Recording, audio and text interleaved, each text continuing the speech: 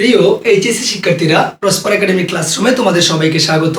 আমি তোফাজ্জল স্যার আছি বাংলা বিষয়ের একটি দুর্দান্ত টপিক নিয়ে তোমাদের সামনে।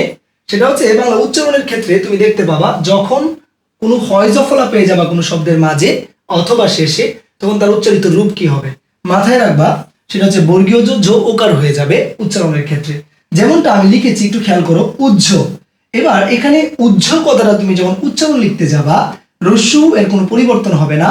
হয়জো ফলার জন্য বর্গীয় জ ওকার চলে আসবে, যেমন বর্গীয় জ এর নিচে হর্ষ চিহ্ন দিতে হবে, তারপর জ এর মধ্যে ওকার দিতে হবে। সেম ভাবে সহ্য, সহ্য। এবার একটা ব্যাপার খেয়াল করবা, দন্ত স উচ্চারণে তালব্য স হয়ে যায়, এবং যেহেতু ও এর পরে জফলা আছে, সুতরাং এটা ওকার হয়ে যাবে, সংবৃত হয়ে যাবে, এই জন্য সোজ ঝ হয়ে গেছে। আমার মনে হয় প্রিয় শিক্ষার্থী বুঝতে পারছো। অর্থাৎ যখন উচ্চারণের ক্ষেত্রে হয় জফলা পেয়ে যাবা, এটা অবশ্যই মাঝে অথবা শেষে থাকতে হবে, তখন উচ্চারণে অবশ্যই বর্গীয় জ ওকার হয়ে যাবে। এমন আরো ইন্টারেস্টিং টপিক পেতে অবশ্যই এখনই ফলো দিয়ে রাখো আমাদের পেজটা। সবাই ভালো থাকো।